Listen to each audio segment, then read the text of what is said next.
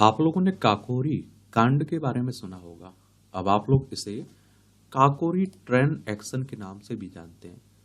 इसकी पूरी कहानी क्या है, ये पूरी घटना क्या है, उस पर हम लोग एक सामान्य चर्चा करते हैं और सामान्य जानकारी देखते हैं। तो 1925 आते आते आजादी की लड़ाई लड़ रहे क्रांतिकारियों की माली हालत खराब हो चुकी थी और वो पाई पाई के मोहताज हो चुके थे। क्योंकि आप देखिए, क्रांतिकारी जो भी घटनाएं चलाने के लिए पैसे की भी तो जरूरत पड़ती थी और किसी के पास साबुत कपड़े तक नहीं थे और उन पर काफी कर्ज हो चुका था। लोगों से जबरदस्ती पैसा वसूलने के अलावा उनके पास कोई चारा नहीं बचा था और उन्होंने महसूस किया कि अगर लूटना है तो फिर सरकारी खजाना क्यों ना लूटा जाए। और राम प्रसाद बिस्मिल अपनी आत्मकथा में लिखते हैं कि उन्होंने गौर किया था कि गार्ड के डिब्बे में रखे लोहे के संदूक में टैक्स का पैसा होता है और वो टैक्स हम लोगों से वसूला जाता था। उन्होंने लिखा कि एक दिन मैंने लखनऊ स्टेशन पर देखा कि गार्ड के डिब्बे से कुली लोहे के संदूक को उतार रहे हैं। मैंने नोट किया कि उसमें ना तो जंजीर थी और ना ही ताला जड़ा हुआ था। मैंने उसी समय तय किया कि मैं इसी पर हाथ मारूंगा। पहला प्रयास नाकाम रहता है इनका। इस मिशन के लिए बिस्मिल ने 9 क्रांतिकारियों को चुना। राजेंद्र लहिड़ी, रोशन सिंह, सचिंद्र बख्शी, अशफाकुल्ला खां, मुकुंदी लाल और मनमथ नाथ गुप्त, मुरारी शर्मा, बनवारी लाल और चंद्रशेखर आजाद। सरकारी धन लूटने के लिए बिस्मिल ने काकोरी को चुना, जो कि लखनऊ से 8 किलोमीटर दूर शाहजहांपुर रेलवे रूट पर एक छोटा सा स्टेशन था। और सब लोग पहले एक टोही मिशन पर काकोरी गए और 8 अगस्त 1925 को इन्होंने ट्रेन लूटने की एक नाकाम कोशिश की। राम प्रसाद बिस्मिल लिखते हैं कि हम लोग लखनऊ की छेदीलाल धर्मशाला के अलग अलग कमरों में ठहरे हुए थे। पहले से तय समय पर हम लोग लखनऊ रेलवे स्टेशन पहुंचना शुरू हो गए और जैसे ही हम प्लेटफॉर्म पर घुसे हमने देखा कि एक ट्रेन प्लेटफॉर्म छोड़ रही थी। हमने पूछा ये कौन सी ट्रेन है। पता चला कि ये 8 डाउन एक्सप्रेस ट्रेन है और जिस पर हम सवार होने वाले थे। हम सब 10 मिनट देरी से स्टेशन पहुंचे थे। हमें निराश होकर धर्मशाला लौट आए। ट्रेन की चैन खींचने की योजना बनी। तो अगले दिन दोपहर यानी कि 9 अगस्त को ये सभी लोग फिर काकोरी के लिए निकले। उनके पास 4 माउजर पिस्तौलें और एक रिवॉल्वर थी। अशफाक ने बिस्मिल को समझाने की कोशिश की कि राम, एक बार फिर से सोच लो, ये सही समय नहीं, चलो वापस लौट चलें। और बिस्मिल ने उन्हें जोर से डांटा, अब कोई बात नहीं करेगा। जब अशफाक को लग गया कि उनके नेता पर किसी की बात का असर नहीं होगा तो उन्होंने एक अनुशासित सिपाही की तरह उनका साथ देने का फैसला किया। तय हुआ कि सभी लोग शाहजहांपुर से ट्रेन पर चढ़ेंगे और काकोरी के पास पहले से तय स्थान तक जाएंगे और वहां पर गाड़ी की चैन खींची जाएगी और गार्ड के केबिन में पहुंचकर रुपयों से भरे संदूक पर कब्जा कर लिया जाएगा। राम प्रसाद बिस्मिल अपनी आत्मकथा में लिखते हैं कि हमने ये तय किया था कि हम किसी को शारीरिक नुकसान नहीं पहुंचाएंगे। मैं ट्रेन में ही ऐलान कर दूंगा कि हम यहाँ अवैध तरीके से हासिल किए गए सरकारी धन को हासिल करने आए हैं। और ये भी तय हुआ कि हम में से 3 लोग जिन्हें हथियार चलाना आते थे गार्ड के केबिन के पास खड़े होंगे और रुक रुक कर फायरिंग करेंगे ताकि कोई केबिन तक पहुंचने की हिम्मत ना कर सके। और तय जगह पर ट्रेन की चैन खींची गई। चंद्रशेखर आजाद ने सवाल किया, अगर किसी वजह से चैन खींचने के बावजूद अगर ट्रेन नहीं रुकी तो हम क्या करेंगे। और इस संभावना से निपटने के लिए बिस्मिल ने समाधान दिया, हम ट्रेन में फर्स्ट और सेकंड क्लास दोनों डिब्बों में चढ़ेंगे। अगर एक बार ट्रेन खींचने से ट्रेन नहीं रुकती तो दूसरी टीम अपने डिब्बे में चैन खींचकर ट्रेन का रुकना सुनिश्चित करेगी। और 9 अगस्त को सभी लोग शाहजहांपुर स्टेशन पहुंच गए और ये सभी लोग स्टेशन अलग अलग दिशाओं से आए थे। उन्होंने एक दूसरे की तरफ देखा तक नहीं था और सबने रोजमर्रा के कपड़े पहन रखे थे, अपने हथियार कपड़ों के अंदर छिपा रखे थे और उन्होंने डिब्बों में वो जगह ली जो चैन के बिल्कुल नजदीक थी ताकि उन्हें ट्रेन रुकने पर नीचे उतरने में ज्यादा समय ना लगे। राम प्रसाद बिस्मिल अपनी आत्मकथा में लिखते हैं कि जैसे ही ट्रेन ने सीटी दी और स्टेशन से आगे बढ़ने लगी, मैंने अपनी आंखें बंद की और गायत्री मंत्र का जाप करने लगा। और जैसे ही मुझे काकोरी स्टेशन की साइन बोर्ड दिखाई दिया, मैंने सांसें तेज हो गई और मेरा दिल तेजी से धड़कने लगा और अचानक जोर की आवाज हुई और ट्रेन उसी जगह पर रुक गई जहां हमने तय किया था। बिल्कुल सटीक जगह पर चैन खींची गई थी। बिस्मिल लिखते हैं कि मैंने तुरंत अपनी पिस्टल निकाल ली और चिल्लाकर कहा, शांत रहिए, डरने की कोई जरूरत नहीं है। हम सिर्फ सरकार से वो धन लेने आए हैं जो हमारा है। अगर आप अपनी सीट पर बैठे रहेंगे तो आपको कोई नुकसान नहीं पहुंचाया जाएगा। जेवर खोने का बहाना बनाकर चैन खींची गई। ट्रेन रोकने से पहले एक और ड्रामा हुआ। अशफाक, राजेंद्र लहेरी और सचिंद्र बख्शी ने एक सेकंड क्लास के टिकट खरीदे थे। और सचिंद्र नाथ बख्शी अपनी किताब मेरा क्रांतिकारी जीवन में लिखते हैं कि मैंने अशफाक से धीमे से पूछा, मेरा जेवरों का डिब्बा कहाँ है? अशफाक ने फौरन जवाब दिया, अरे वो तो हम काकोरी में भूल गए।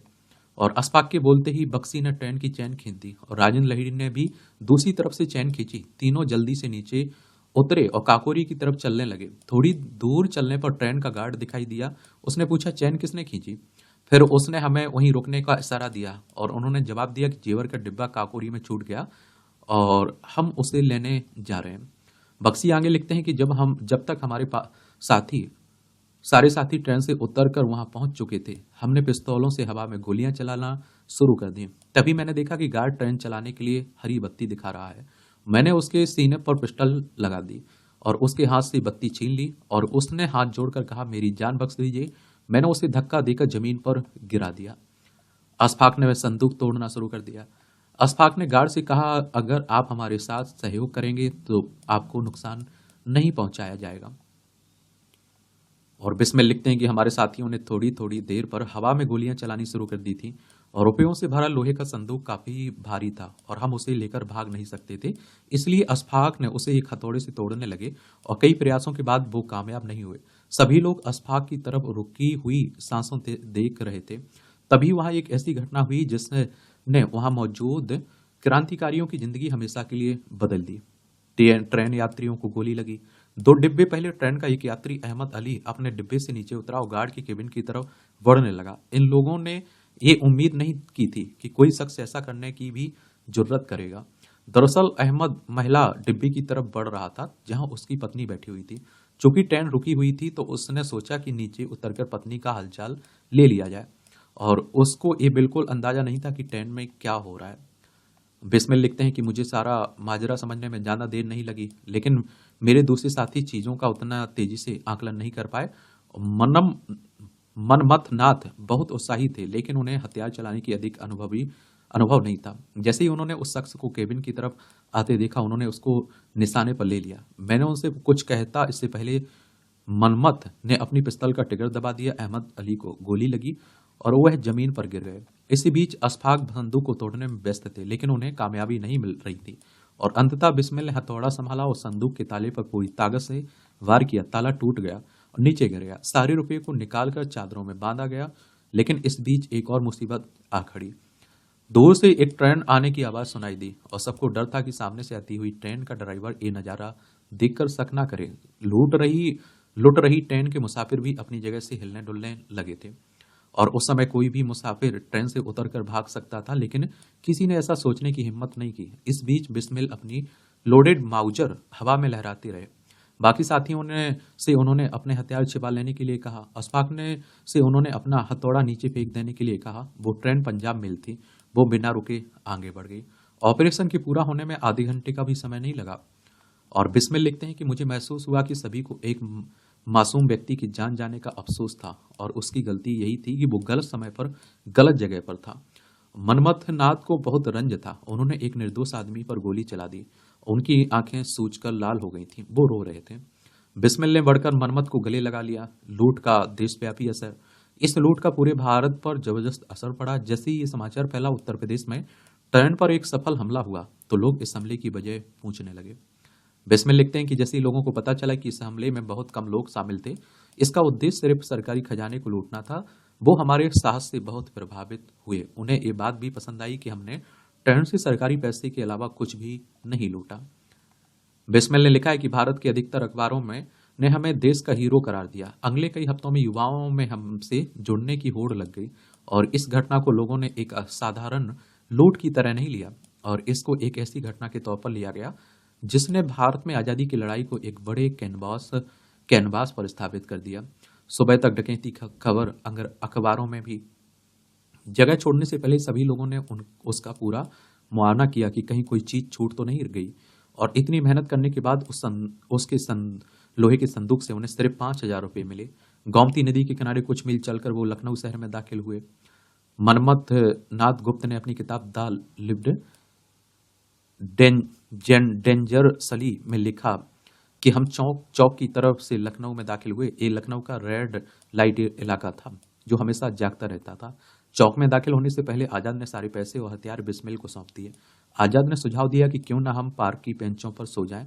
आखिर हमने पार्क में ही एक पेड़ के नीचे अपने आंखें मूंदने की कोशिश की और भोर होते ही चिड़िया चहाने लगी और हमारी आंखें खुल गईं। जैसे ही वे पार्क से बाहर निकले, अखबार हॉकर का शोर सुनाई दिया, काकोरी में डकैती, काकोरी में डकैती। उन्होंने आंखों ही आंखों में एक दूसरे को देखा। कुछ ही घंटों के अंदर ये खबर हर जगह फैल गई। छोड़ी गई चादर से मिला पहला सबूत। तो उस समय सबको लगा कि उन्होंने अपनी तरफ से घटनास्थल पर कोई सबूत नहीं छोड़ा, लेकिन उनको ये अंदाजा ही नहीं थी कि ट्रेन के पास हो रही अफरा तफरी के बीच वो वहां एक चादर छोड़ा है। उस चादर पर शाहजहांपुर के एक धोबी का निशान था और यहाँ से पुलिस को अंदाजा हुआ कि कहीं ना कहीं लूट में शामिल कुछ लोगों का संबंध शाहजहांपुर से है। पुलिस शाहजहांपुर में उस धोबी को ढूंढ निकालने में कामयाब हो गई और वहां से उसे पता चला कि ये चादर हिंदुस्तान रिपब्लिकन एसोसिएशन के एक सदस्य की है। और यही नहीं, इन क्रांतिकारियों के कुछ साथियों ने भी उनके साथ छल किया। राम प्रसाद बिस्मिल लिखते हैं कि दुर्भाग्यवश हमारे बीच भी एक सांप रह रहा था। वो उस शख्स का बहुत करीबी दोस्त था जिस पर मैं संगठन में आंख मूंद कर विश्वास करता था। मुझे बाद में पता चला कि ये शख्स न सिर्फ काकोरी टीम की गिरफ्तारी बल्कि पूरे संगठन को निस्तानाबूद करने के लिए जिम्मेदार था। अब उस समय भी तो आप देखते हैं कि देशद्रोही कह लीजिए, उनके गद्दार कह लीजिए, हुआ करते थे।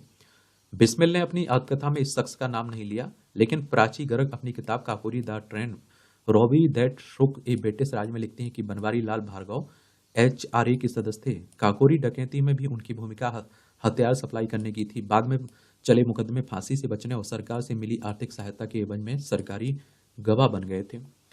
चंद्रशेखर आजाद को छोड़कर सभी गिरफ्तार हो गए। सरकार ने काकोरी हमले में शामिल लोगों की गिरफ्तारी के लिए 5,000 रुपए का इनाम रखा और इससे संबंधित इश्तेहार सभी रेलवे स्टेशनों थानों पर चिपकाए गए और काकोरी कांड के 3 महीने के अंदर एक एक करके इसमें भाग लेने वाले सभी व्यक्तियों की गिरफ्तारी शुरू हो गई। इस ऑपरेशन में सिर्फ 10 लोग शामिल थे, लेकिन 40 से अधिक लोगों को गिरफ्तार किया गया था। अशफाक, रोशन सिंह, राजेंद्र लहेड़ी, बनारसी लाल और कई अन्य व्यक्तियों को गिरफ्तार कर लिया गया। सिर्फ चंद्रशेखर आजाद को पुलिस गिरफ्तार नहीं कर पाई थी। सबसे बाद में रामप्रसाद बिस्मिल गिरफ्तार हुए। कानपुर से छपने वाले अखबार प्रताप की सुखी थी कि भारत के 9 रत्न गिरफ्तार हुए और इस अखबार के संपादक थे गणेश शंकर विद्यार्थी। इन सब पर न सिर्फ डकैती बल्कि हत्या का भी मुकदमा चला और अप्रैल 1927 में मुकदमे का फैसला सुनाया गया। अशफाक उल्ला खां, राजेंद्र लहेड़ी, रोशन सिंह, रामप्रसाद बिस्मिल को फांसी की सजा सुनाई गई। पूरे भारत में इसके खिलाफ प्रदर्शन भी हुए। मदन मोहन मालवीय, मोतीलाल नेहरू, लाला लाजपत राय, जवाहरलाल नेहरू, मोहम्मद अली जिन्ना इन क्रांतियों के कार्यों के समर्थन में भी उतर गए थे।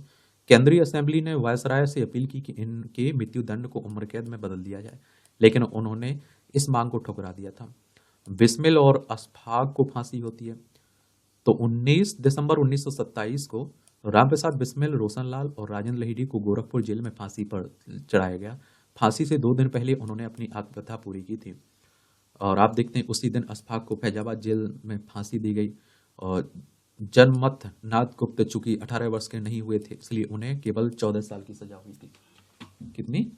14 साल की सजा हुई थी और सन 1937 में उन्हें रिहा कर दिया गया था। रिहा होने के बाद उन्होंने सरकार के खिलाफ लिखना शुरू कर दिया था और सन 1939 में उन्हें फिर गिरफ्तार कर लिया गया। आज़ादी से 1 साल पहले सन 1946 में उनकी रिहाई हो गई थी और उन्होंने कुछ समय अंडमान के सिलसिले जेल में भी बिताया। 26 अक्टूबर 2000 को उन्होंने अंतिम सांस ली थी।